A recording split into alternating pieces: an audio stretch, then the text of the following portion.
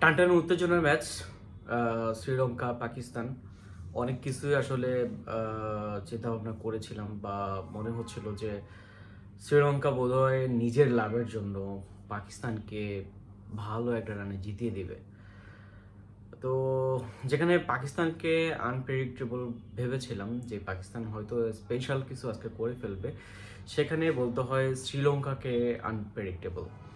শ্রীলঙ্কা আসলে শেষের দিকে খুব ভালোই খেলেছে এবং বলতে গেলে যদি পাকিস্তান ইনিংসের প্রথম 15 ওভার বাদ দেই, বাকি পুরোটা আহ, খেলা আসলে শ্রীলঙ্কাই খেলেছে বলতে গেলে। পাকিস্তান আমরা দেখলাম যে প্রথমে খুব ভালো ব্যাটিং করেছে, মানে প্রথম পার্টনারশিপে খুব ভালো রান করেছে। বাট এই জায়গায় যদি কখনো ইন্ডিয়া থাকতো, ইন্ডিয়ার ক্ষেত্রে সেটা 250 রান মিনিমাম মাস্ট বি হইতো। কিন্তু পাকিস্তানের ক্ষেত্রে শেষের দিকে কেন যেন আসলে খাপ ছাড়া হয়ে গেছে। আই থিঙ্ক যে যদি সামহাও ওপেনিং ব্যাটিংটা এত ভালো না করতো, সেখানে আমার মনে হয় না যে পাকিস্তান আসলে এত রান করতে পারতো এবং শ্রীলঙ্কার সাথে হেরেও যাইতে পারতো। এবং আমি যেটা ভাবছিলাম যে শ্রীলঙ্কা যখন ব্যাট করতেছিল, আমি ভাবলাম যে শ্রীলঙ্কা হয়তো 100 রানে 5 উইকেট, তখন আই থিঙ্ক যে 40-50-এর মধ্যে তারা প্যাকেট হয়ে যাবে এবং পাকিস্তান খুব ভালো রানেই ম্যাচ জিতবে এবং পাকিস্তান সেমিফাইনাল খেলবে। তাতে শ্রীলঙ্কার একটা লাভ ছিল, কারণ আইসিসি যে আসলে একটা ছেলে খেলা করছে। আইসিসি যে কোনো মানে ইন ফিউচার আইসিসির দামটা মানুষের কাছে কমে যাচ্ছে, গ্রহণযোগ্যতা কমে যাচ্ছে, ফিফার মতো তারা স্ট্রিক্ট থাকতে পারছে না, সেইটার একটা নাটক হচ্ছিল যে যদি পাকিস্তান সামহাও এখানে সেমিফাইনাল জিততো এবং পাকিস্তানের সাথে যদি ইন্ডিয়ার খেলা হইতো, তাহলে ইন্ডিয়ার ম্যাচটা হইতো, সেমিফাইনালটা হইতো শ্রীলঙ্কাতে। আর যদি পাকিস্তান না হয়, সেটা ইংল্যান্ড নিউজিল্যান্ড হয়, তাহলে হয়তো যে ইন্ডিয়াতে খেলা। মানে চারটা সমীকরণ আমি দেখছিলাম যে এইভাবে না হইলে এইভাবে, এইভাবে না হইলে এখানে, এখানে না হইলে ওইখানে। মানে আমরা তো আগে থেকে জানতাম যে সেমিফাইনাল ম্যাচগুলো বা ফাইনাল এগুলো হচ্ছে সব পূর্ব থেকে নির্ধারিত, কিন্তু পাকিস্তান যেহেতু ইন্ডিয়া খেলতে যাবে না এবং এটা যেহেতু হাইব্রিড পদ্ধতিতে হয়েছে, পাকিস্তান যদি সেমিফাইনালে যেত তাহলে খেলাটা হইতো যে শ্রীলঙ্কায় এবং নিউজিল্যান্ড তো বাদ হয়ে যেত। ওই টিমের সাউথ আফ্রিকার সাথে খেলা হইতো আহ, শ্রীলঙ্কাতে। আর যেহেতু এখন পাকিস্তান নাই, তার মানে হচ্ছে সব ম্যাচগুলো এখন ইন্ডিয়া থেকে হবে। সুতরাং আমি একটা বিষয় ভাবছিলাম যে ক্যাচ মিসের মহড়া যখন দিচ্ছিল শ্রীলঙ্কা, আমি ভাবলাম যে আসলে শ্রীলঙ্কা বোধহয় জিতায় দিচ্ছে পাকিস্তানকে, যাতে তাদের এখানে আরও 2-3টা ম্যাচ হয় এবং যেহেতু এখানকার আয় ব্যয় হিসেব সব কিছু শ্রীলঙ্কান ক্রিকেটের জন্যই ব্যয় হবে।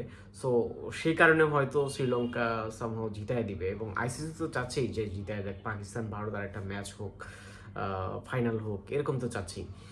তো সেখান থেকে যখন শ্রীলঙ্কা ব্যাট করছিল, তখনও মনে হচ্ছিল যে আসলে এত দূর আগাইতে পারবে না, কিন্তু শেষে আহ, খুব ভালো ব্যাট করছে। প্লেটার নাম মনে আসতেছে না, যে লাস্ট টাইম 50 করলো, যে ও তো শেষের দিকে একটু মায়েরা ভালোই 27 বলে 50 করে ফেললো।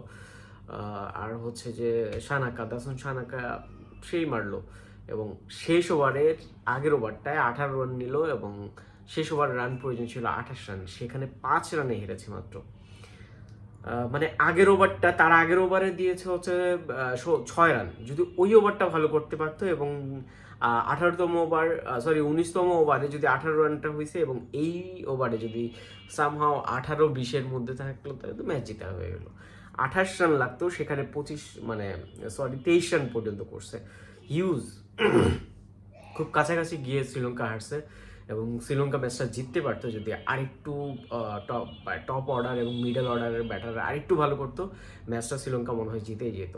আর শুরুর দিকে যদি শ্রীলঙ্কা আরেকটু ভালো করতে পারতো, ক্যাচ মিস না করতো, তাহলে ম্যাচ ইজিলি জিতে গেছে। এখানে পাকিস্তানকে আমি কোনো ক্রেডিটই দিচ্ছি না, শুধুমাত্র ওপেনার যে দুজন, এই ওপেনার দুজনকেই ক্রেডিট দিতে হচ্ছে।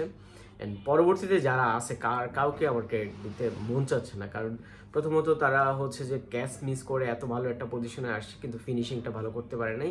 সেকেন্ড হচ্ছে যে শ্রীলঙ্কা প্রথম দিকে যেই পরিমাণ ক্যাচ মিস করছে এবং বাজে ফিল্ডিং করছে, সেটা পোষাইতে পারতো যদি ব্যাটিংটা আরেকটু ভালো করতো। শ্রীলঙ্কার টপ অর্ডার মিডল অর্ডার কেউই ভালো করে না, 5 উইকেট 100 রানের মধ্যে পড়ে যায়, যেখানে 212 রানের টার্গেট।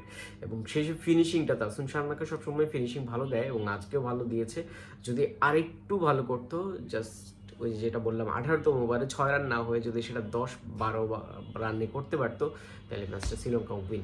যাই হোক, শুভকামনা, দুই হারা টিমের জন্য শুভকামনা। বাংলাদেশ নাই, এবং বাংলাদেশের এখন মনে হয় যারা বাঙালি আছে কেউ ইন্ডিয়া পছন্দ করবে, আর কেউ চাইবে ইন্ডিয়া কালকে বাদ হয়ে যাক, তাইলে হয়তো বাংলাদেশ ওই ইন্ডিয়া যখন হারবে অনেকে জিতে যাবে। আর হইতেছে ফাইনাল আসলে কারা খেলবে, আমার মনে হয় ইন্ডিয়াই ফাইনাল খেলবে এবং ইন্ডিয়ার সাথে নিউজিল্যান্ড খেলতে পারে, দ্যাটস ইট। সাউথ আফ্রিকা মনে হয় না খেলতে পারবে। যাই হোক, ভালো থাকবেন, আসসালামু আলাইকুম।